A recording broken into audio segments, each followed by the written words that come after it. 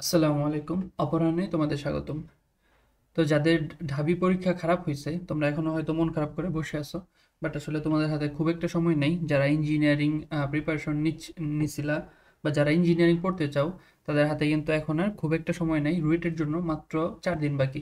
So এই 4 দিন কিন্তু রুয়েটে তুমি যদি খুব ভালো করে একটা প্রিপারেশন নিতে পারো, সময়টা পারফেক্টলি ইউটিলাইজ করতে পারো, তাহলে কিন্তু রুয়েটে তুমি একটা সিট পাবা ইনশাল্লাহ। ঠিক আছে? তো আমি আজকে সেই বিষয় নিয়ে আলোচনা করব যে রুয়েটে এই 4 দিন আমরা কীভাবে পড়বো, আমাদের এক্সাম স্ট্র্যাটেজি কেমন হবে, মোস্ট ইম্পর্টেন্ট কোন টপিকগুলো আমরা পড়বো, বা মানে আমরা আসলে কিভাবে পড়বো, কোন জিনিসগুলো পড়বো। ঠিক আছে? আচ্ছা। তো ঠিক আছে, এখন কথা হচ্ছে এই 4 দিন আসলে একটাই কাজ, সবার আগে যে কাজটা সেটা হচ্ছে রুয়েট কোশ্চেন ব্যাংকে আমরা অনেক বেশি প্রায়োরিটি দিব। কি দিব? রুয়েট প্রশ্ন ব্যাংক। রুয়েটের ডেডিকেটেড আলাদা যে যদি কোনো প্রশ্ন ব্যাংক থেকে থাকে তোমাদের কাছে, সেই প্রশ্ন ব্যাংকটা আমরা করব। তবে হ্যাঁ, তোমরা চাইলে যদি কারো কোনো সমস্যা না থাকে, যেমন ধরো যে প্রিভিয়াস কোনো টপিকে বা স্পেসিফিক কোনো থিওরিতে, কনসেপ্টে কোনো খুব একটা প্রবলেম নাই, কিংবা বুয়েট ঢাবি চুয়েট পরীক্ষা দিয়ে অনেকের যদি মনে হয় যে না আমার এই কয়েকটা জিনিস দেখার আছে, তাহলে কিন্তু ওরা ওরা ডিরেক্ট প্রশ্ন ব্যাংকে যেও না। ঠিক আছে? ওরা কিন্তু ওই টপিকগুলো আগে পড়বা। ওই টপিকগুলো কিভাবে করবা? প্রথমে ধরো তুমি ফিজিক্স নিলা। ঠিক আছে? ফিজিক্স থেকে যেই রুয়েটে যেই কনসেপ্ট থেকে কোশ্চেনগুলো আসে, ঠিক আছে, অবশ্যই যেই টপিকগুলো রুয়েটের জন্য মোস্ট ইম্পর্টেন্ট, সেই টপিকগুলো কিন্তু আমরা টিম অপরাহ্ন আমরা কিন্তু তোমাদের সাজিয়ে দিব ইনশাল্লাহ। ফিজিক্স এবং ম্যাথের জন্য খুবই ছোট একটা সাজেশন নিয়ে আসবো। মোস্টলি এই 4 দিন আসলে ওই জিনিসগুলাই পড়ার আসলে বেশি বেশি পড়বা। ঠিক আছে? সো ধরো তোমার ফিজিক্সে প্রবলেম আছে, ফিজিক্সে একটা চ্যাপ্টার থেকে তুমি চ্যাপ্টার ওয়াইজ আসবা, চ্যাপ্টার 2 চ্যাপ্টার 3 এরকম আসবা। অ্যান্ড চ্যাপ্টার 2তে ধরো ভেক্টর, তাই না? তো মানে ফার্স্ট পেপারের জন্য বলতেছি, ধরো ভেক্টর থেকে তুমি একটু দেখে ফেলবা রুয়েটে বিগত বছরগুলোতে কোন টপিক থেকে বেশি কোশ্চেন আসছে। ঠিক আছে? ওই টপিকগুলো তুমি একটু, যদি তোমার কোনো সমস্যা থাকে টপিকগুলো দেখে ফেললা। আর যদি এখন খুব একটা সমস্যা যে সমাধান করার সময় আছে তা না, বাট এরপরও থাকতে পারে না একটা চ্যাপ্টারে একটা কনসেপ্ট বা দুইটা কনসেপ্ট প্রবলেম থাকতেই পারে, বা পরীক্ষা দিয়ে মনে হয়েছে যে এটা একটু ভুলে গেছি, এটা পারতেছি না। ঠিক আছে? ওই টপিকগুলো দেখে ফেলবা। আর ওই চ্যাপ্টার থেকে রুয়েটে আসা বিগত সব কোশ্চেন, স্পেশালি লিখিতগুলা, সব সলভ করে ফেলবা। ঠিক আছে? লিখিতগুলা সলভ করে ফেলবা। এইভাবে করে তুমি চ্যাপ্টার ওয়াইজও আগাইতে পারো। যদি মনে করো যে না আমি ওভারঅল আমি কনফিডেন্ট এনাফ না, আমার একটু দেখা লাগবে, তাহলে তুমি চ্যাপ্টার ওয়াইজ আগাবা। আর যারা মনে করো যে না আমার চ্যাপ্টার ওয়াইজ কোনো প্রবলেম নাই, আমার মোটামুটি কোশ্চেন ওয়াইজও যদি আমি দেখি আমার মোটামুটি সব সূত্র আমার মনে আছে, তাহলে কিন্তু তারা কিন্তু পুরোটা ডিরেক্ট ইয়ার ওয়াইজ প্রশ্ন ব্যাংক সলভ করবা। লাইক 20, তারপর 19, এইভাবে সিরিয়াল ওয়াইজ যাবা। ঠিক আছে? আচ্ছা। সো এইখানে স্টুডেন্ট ওয়াইজ কিন্তু এই প্রিপারেশনটা ভ্যারি করবে। ওকে? আচ্ছা। এরপরে আমি একটু লাস্টে আসি। সূত্র কিন্তু যেন ভুল না হয়, এই স্টেজে এসে কোনো ধরনের সূত্র কিন্তু ভুল করা যাবে না, কারণ ইঞ্জিনিয়ারিং ম্যাথগুলোতে তুমি যদি সূত্র পারো তুমি মোটামুটি 50% ম্যাথ পারবা। ঠিক আছে? এরপর তুমি কনসেপ্ট দিয়ে মিলাইতে পারবা, প্রবলেম নেই। বাট তুমি যদি সূত্র ভুল করো তাহলে কিন্তু তুমি ম্যাথ পারবা না। সো যাদের মনে করো এই যে আজকে ঢাবি পরীক্ষা দিলা, অনেকগুলো পরীক্ষা হইলো, যারা মনে করো এখনো তোমাদের সূত্রে প্রবলেম রয়ে গেছে, তোমরা কিন্তু সূত্রগুলো আরেকবার দেখো। এটা সবার আগে, এটা কি সবার আগে তোমরা এই কাজটা করবা, সূত্রগুলো আরেকবার দেখে ফেলবা, আরেকবার লিখে ফেলবা হাতে, যেন সূত্রে কোনো প্রবলেম না হয়। ঠিক আছে? ফিজিক্স এবং ম্যাথ, কেমিস্ট্রি প্রত্যেকটা চ্যাপ্টারের ইন্ডিভিজুয়ালি তোমরা সূত্র একটা খাতায় লিখে বারবার প্র্যাকটিস করবা। ঠিক আছে? শুধু সূত্র। ওকে? আচ্ছা। এরপর আসি, এখন কিন্তু রুয়েট ছাড়া আর কোনো জিনিস পড়া যাবে না। রুয়েটে আসার মতো বা মেইনলি রুয়েটে প্রশ্ন কারা করবে? রুয়েটের টিচাররা। তো বিগত বছরগুলোতে রুয়েটে যেই টপিক থেকে আসছে, অনেস্টলি 80% কোশ্চেন দেখবো ওইখান থেকে আসছে। ঠিক আছে? তুমি এটা স্ক্রিনশট দিয়ে রাখো, 80% কোশ্চেন দেখবা ওই টপিকগুলো থেকেই আসবে। ঠিক আছে? সো তুমি মোটামুটি কম এফোর্ট দিয়ে কিন্তু বেশি কমন পাও। সো এখন আসলে রুয়েটের বাইরে তেমন কিছু পড়া লাগবে না, মানে তেমন কোনো কোশ্চেন সলভ করা লাগবে না, রুয়েটের প্রশ্নগুলো সলভ করবা। আর তুমি চাইলে একটা চ্যাপ্টারের সব কনসেপ্টগুলো আরেকবার দেখে ফেলতে পারো। আচ্ছা, এইটা, তবে এখন আসলে ওই সময় নেই। তুমি মূলত রুয়েটের কোশ্চেনগুলোকেই চ্যাপ্টার ওয়াইজ ধরে ধরে সলভ করবা কোশ্চেন ব্যাংক থেকে। ওকে? আচ্ছা।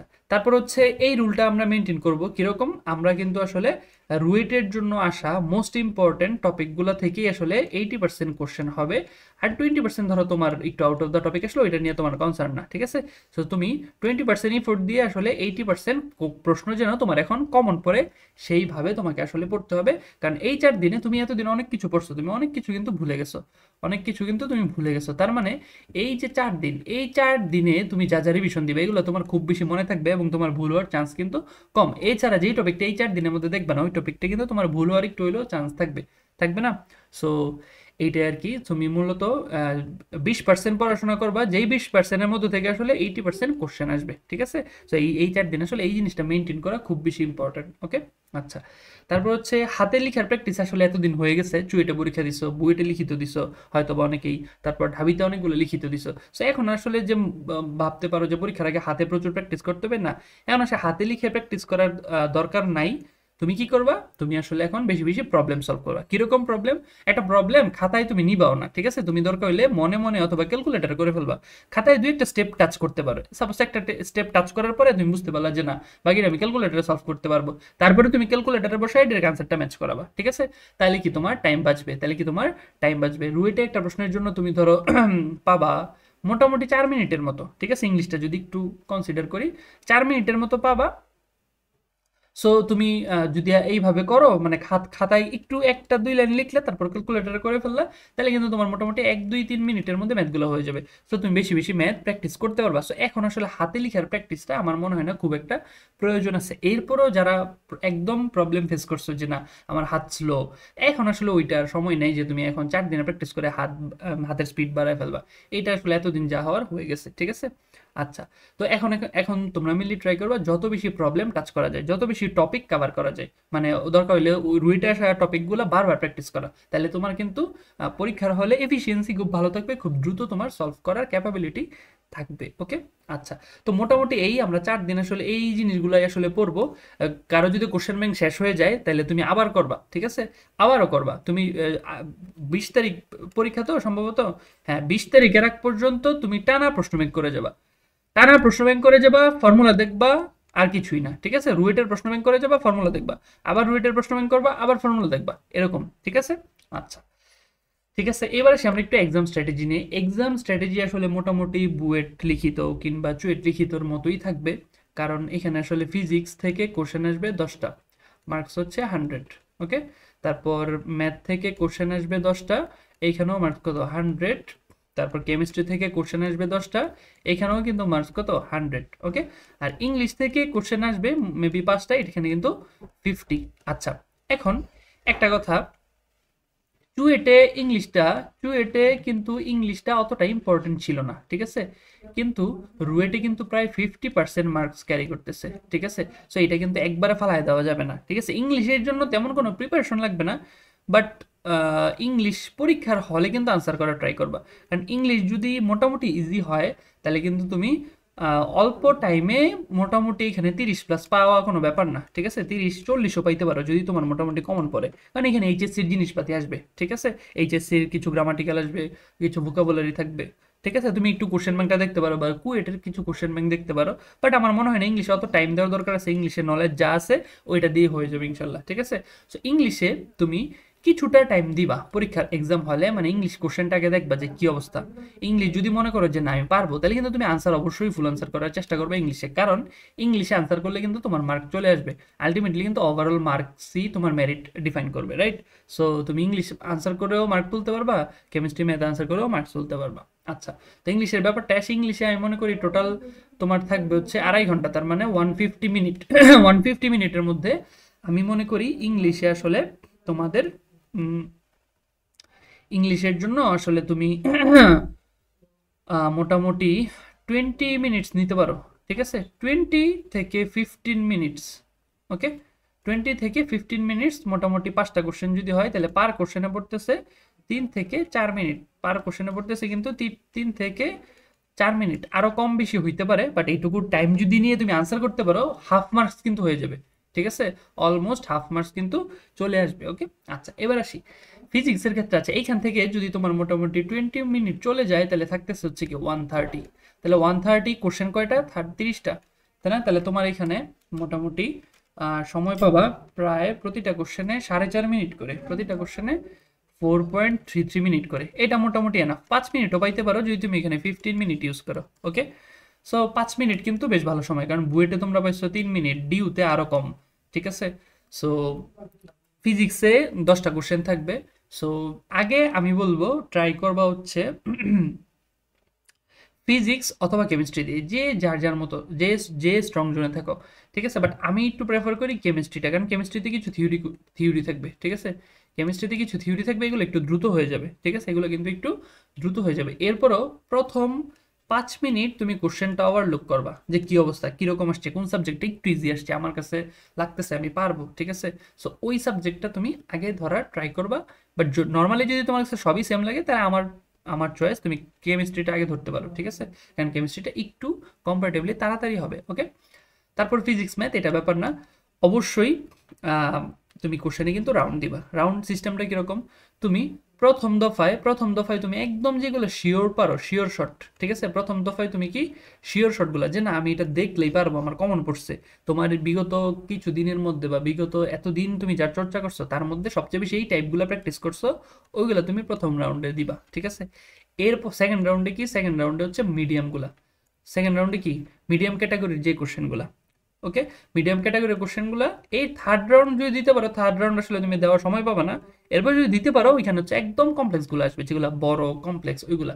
সো আমি আশা করছি তুমি ফার্স্ট সেকেন্ড রাউন্ড দিয়েই শেষ, থার্ড রাউন্ডে আসলে যেতে পারবে না। যেতে পারলে তো তোমার পরীক্ষা আসলে অনেক ভালো হবে ইনশাল্লাহ, সেটা তো কোনো কথাই রাখে না। তুমি মিনিমাম 2টা রাউন্ড দিবা, আমি কি বলি, মিনিমাম 2টা রাউন্ড তোমাকে দিতেই হবে, ঠিক আছে। তারপর কি দেখো, স্কিপ ট্র্যাপ কিরকম, কিছু কোশ্চেন কিন্তু তোমার ট্র্যাপ থাকবে, মানে অনেক বড়, ঠিক আছে, অনেক বড়। মানে তোমার কাছে মনে হবে তুমি পারবা, কিন্তু আসলে এটা অনেক বড় হয়ে যাবে, তোমার টাইম নষ্ট হয়ে যাবে, প্রায় 10 মিনিটের মতো সময় দেখবা চলে গেছে, ঠিক আছে। ওই কোশ্চেনগুলো আসলে ইগনোর করবা, ওই কোশ্চেনগুলো ইগনোর করবা, ওই থার্ড রাউন্ডে আসবা। থার্ড রাউন্ডে এসে যদি দেওয়ার মতো মনে করো তাহলে দিবা, ঠিক আছে, আর না হলে তো এটা বাদ। ওকে, আচ্ছা। So English will help, English যদি তুমি পারো অবশ্যই তোমাকে হেল্প করবে, কারণ 50 মার্কস এখানে, এখানে মোটামুটি 40+ তোলা কিন্তু মোটামুটি সম্ভব, ঠিক আছে, যদি তুলতে পারো তাহলে কিন্তু অনেক সুবিধা। আর যদি কঠিন হয়ে যায়, যেমন চুইটার ইংলিশ কোশ্চেনটা প্রবাবলি একটু কঠিন আসছে, যদি কঠিন হয়ে যায় তাহলে বাদ, তাহলে তুমি ইংলিশে টাইমই দিবা না খুব একটা, যা পারো দিয়ে শেষ, তুমি হচ্ছে ফিজিক্স ম্যাথ কেমিস্ট্রি আগাবা, ঠিক আছে।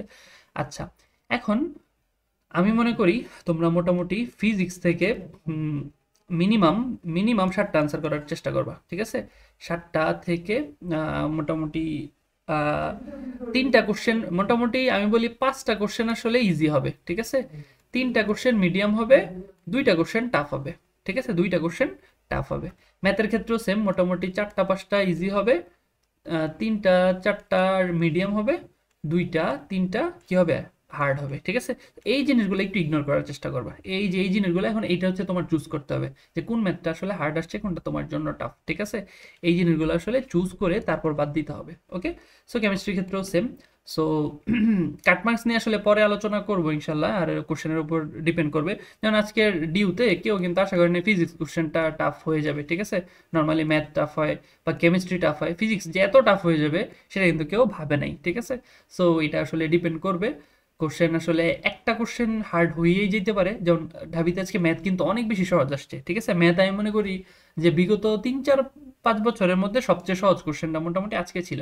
সো এইবার কিন্তু কিন্তু ফিজিক্সটা কিন্তু বিগত 10 বছরেও আমি মনে করি না যে এত কঠিন কোশ্চেন আসছে, ঠিক আছে।